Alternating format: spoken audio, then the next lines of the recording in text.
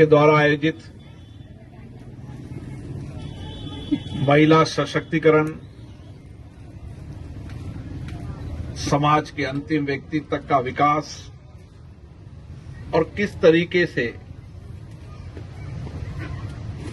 समाज में अभाव में रहने वाले व्यक्तियों के अभावों को सक्षम व्यक्ति मिलकर दूर करें, इसके लिए ये संस्था लगातार प्रयास कर रही है। इस संस्था के अध्यक्ष श्री विशाल जोशी जी, इस संस्था के सचिव श्री प्रवीण अग्रवाल जी, सभी संस्था के पदाधिकारीगण, मातृशक्ति नौजवान साथियों, ये बात सही है कि दुनिया के अंदर बहुत तेजी से बदलाव आया है। भारत में भी उसी तेजी से बदलाव आया है और बदलाव समाज के हर हिस्से के अंदर आया है।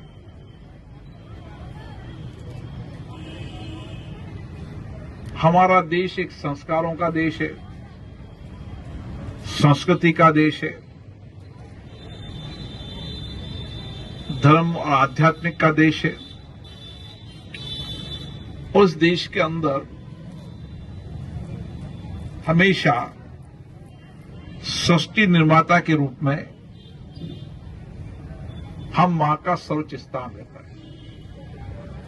अभी अंजलि बिरला बता रही थी कि किस तरीके से दुर्गा के विभिन्न स्वरूप और मां के विभिन्न स्वरूपों की पूजा भी करते हैं और मां के विभिन्न स्वरूपों को हमने समाज के अंदर, हमारी संस्कृति और धर्म के अंदर अपनाया भी। मां दयालु होती है, सहिष्णुता होती है, कृपालु होती है, सृष्टि का निर्माण करने वाली होती है।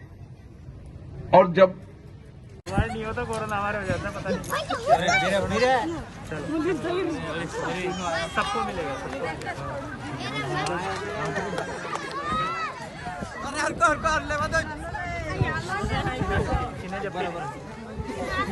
सबके लिए है।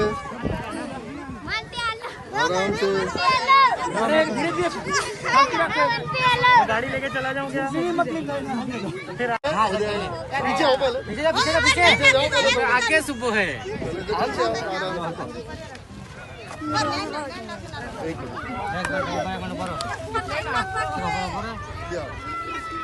अरे पीछे हो बेटा, पीछे हो,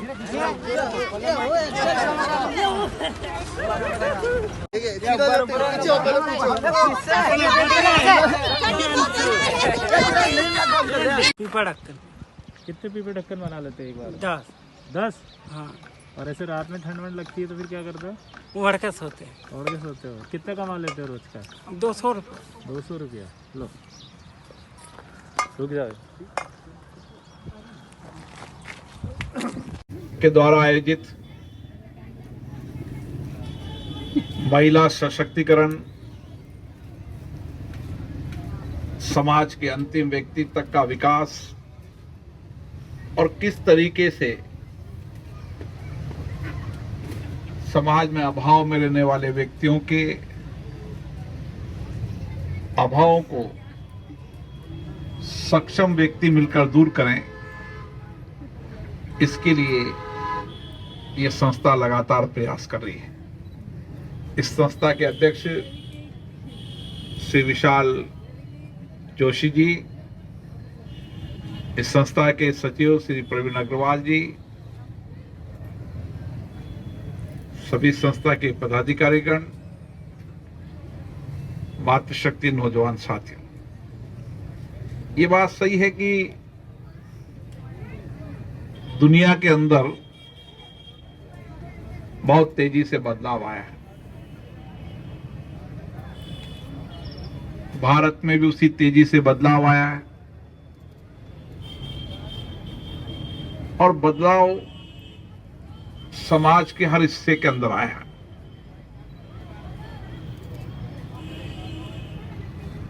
हमारा देश एक संस्कारों का देश है, संस्कृति का देश है, धर्म और आध्यात्मिक का देश है। और इस देश के अंदर हमेशा सृष्टि निर्माता के रूप में हम मां का सर्वोच्च स्थान रहता है। अभी अंजलि बिरला बता रही थी कि किस तरीके से दुर्गा के विभिन्न स्वरूप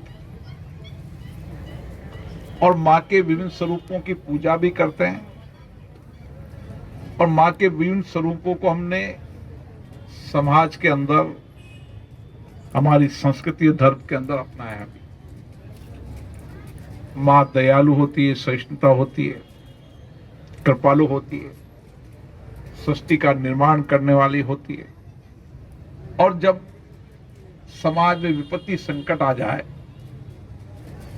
तो राक्षस प्रवृत्ति का वध करने वाली। इन मां के विभिन्न स्वरूपों की पूजा हम करते हैं, लेकिन धीरे धीरे समाज में कुछ परिवर्तन आया, समाज में नैतिक गिरावट आई, तो उसके कारण हमने कहा कि महिला सशक्तिकरण होना चाहिए, और महिला सशक्तिकरण के विभिन्न स्वरूपों को हमने विकास करने के लिए लगातार आजादी के बाद काम किया। आजादी के पहले भी हमारे देश की महिलाओं ने आजादी की लड़ाई लड़ी। आजादी की लड़ाई लड़ने वालों का साथ दिया।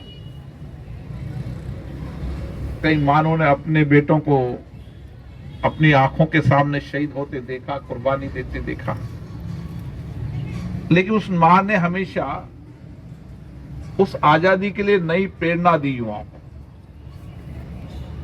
और आजादी की लड़ाई भी लड़ी।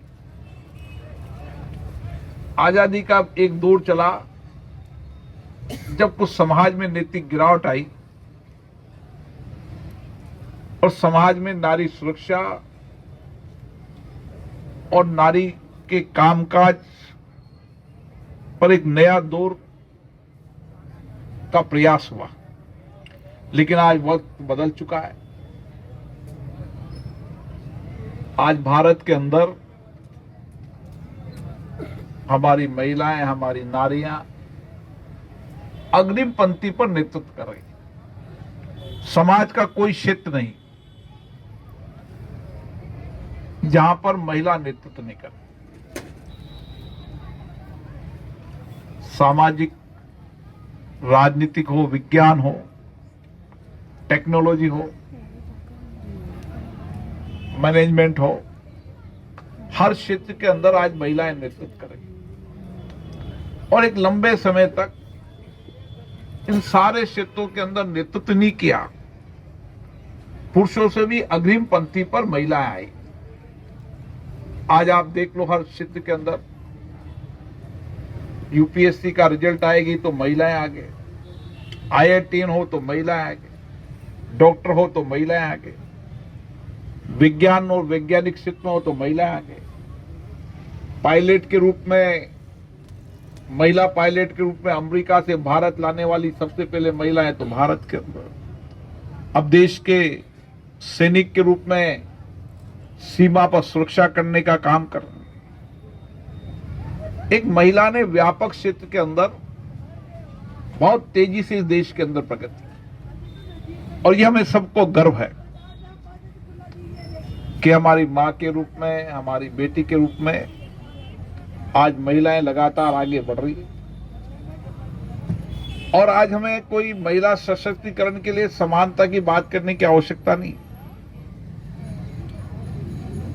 मैं कुछ दिनों पहले हमारी राष्ट्रीय युवा संसद थी, जिसमें देश भर का नौजवान आया था। माननीय प्रधानमंत्री जी आए थे। उसके अंदर जब उस युवा संसद के अंदर चयन हुआ तो उसमें 3 प्रतिभागी में जो फर्स्ट सेकंड थी वो महिलाएं थी। पिछली बार जब प्रधानमंत्री जी ने इसी राष्ट्रीय युवा संसद में जब प्रतिभागी के रूप में इनाम दिया तो उन्होंने तीनों महिलाएं थी। तो प्रधानमंत्री के नाम लगा कि मुझे लगता है कि अगली बार पुरुषों का रिजर्वेशन करने का प्रावधान रखना पड़ेगा। तो एक नई बदलाव इस देश के अंदर आ रहा है। ये बदलाव इसलिए आ रहा है कि महिलाओं के जो स्वरूप होते हैं, जो सहिष्णुता होती है, दयालु होती है, क्रम के प्रति लगन होती है, निष्ठा से काम करती है, आत्मविश्वास होता है, हर काम को पूरा करने की अद्भुत शक्ति साहस होती है। मैं यहां पर भी एक मजदूर महिलाएं खड़ी है। इन मजदूर महिलाओं को जब आप रोड पर चलते देखोगे तो सारे परिवार का खर्चा ये मजदूर महिलाएं परिवार का खर्चा खुद चलाती है और परिवार को पालती है। आप देखते हैं कि सुबह उठती है, खाना बनाती है, फिर मजदूरी पर जाती है, फिर बच्चों को पालती है। कई बार आपने देखा होगा कि 1 महीने का बच्चा, 2 महीने का बच्चा पालकों में खिला रही है और महिला काम कर रही है। तपती धूप हो, बरसात हो, सर्दी हो, आज पूरी परिवार को पालने का काम करती तो महिलाएं करती। और महिलाएं एक परिवार को नहीं पालती, 2 परिवारों को पालती। जहां पैदा हुई उस परिवार की भी चिंता होती है, जहां बहू बन के जाती वहां भी चिंता करती। इसलिए इस दुनिया के अंदर हमेशा मातृत्व शक्ति पूजन के रूप में रही है। ये हमारी संस्कृति और संस्कार है। ये बात है कि एक अच्छी शुरुआत जैसे कोटा किंग ने की है कि हम किस तरीके से महिला सशक्तिकरण के विभिन्न स्वरूपों को, चाहे सुरक्षा की दृष्टि से हो, चाहे महिलाओं की अन्य परेशानियों को किस तरीके से सरल कर सकते हैं, कैसे उनकी मदद कर सकते हैं, उनकी मदद में हम कैसे सहयोग कर सकते हैं। इसके लिए कदम पुलिस प्रशासन और जैसे किंग ने मिलकर उठाया है। मैं उनको बहुत बहुत शुभकामनाएं देता हूं, बधाई देता हूं। और इसके साथ ही इनको मानवीय सेवा के रूप में है, क्योंकि मकर संक्रांति का पर्व है।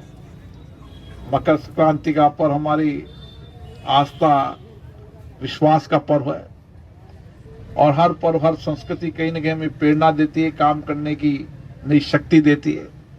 और इसलिए मकर संक्रांति का पर्व धर्म पुण्य का दिन होता है। आप देख लो पूरे देश के अंदर ये अलग अलग नाम हो, लेकिन इसके पीछे की संस्कृति संस्कार एक ही है कि हमें समाज के अंदर धर्म करना है, पुण्य करना है, अभाव में रहने वाले लोग तो की मदद करनी है। आज इन्होंने हम कहा कि इस ठिठुरती ठंड के अंदर हम लोगों को कंबल देंगे ताकि उस ठंड से बचा सके। ये समाज के उन सभी लोगों को, विशेष रूप से जैसे कि उन सभी लोगों को मैं धन्यवाद देता हूं कि उन्होंने उनके अभावों को देखा, पीड़ा को देखा और उस पीड़ा और अभावों को दूर करने के लिए अपने हाथ बढ़ाए। इसके लिए मैं उनको बहुत बहुत साधुवाद देता हूं, बधाई देता हूं। और हमारा प्रयास ये होना चाहिए कि जब भी हमारी आंखें देखे, हम अभाव में रहने वाले व्यक्ति की मदद के लिए अपने हाथों को बढ़ाएं। इससे बड़ी खुशी हमारे लिए जीवन में कुछ नहीं। और मैं तो हमेशा एक बात कहता हूं सामाजिक राजनीतिक क्षेत्र में काम करने वाले व्यक्ति को कि किसी के दुख को दूर करना, किसी की पीड़ा को कम करना, किसी के अभावों को कम करना और उसके लिए अपने कदम बढ़ाना, शायद इससे बढ़िया खुशी किसी को नहीं मिलती होगी जब आपके प्रयासों से किसी के चेहरे पर खुशी आए, किसी के अभाव दूर हो, उसके दुख में आप सहभागी के रूप में आए। इससे खुशी की बात नहीं हो सकती। और आप सबने ये प्रयास किया है, इसके लिए मैं धन्यवाद देता हूँ। अंजलि बिरला जी को भी बधाई देता हूँ कि वह महिला सशक्तिकरण की कदम उठाई है। उसकी माँ तो सत्संग करती है आजकल है, तो ये डॉक्टर लेकिन करती सत्संग है ये। आप सबको बहुत बहुत शुभकामनाएं, बहुत बहुत बधाई।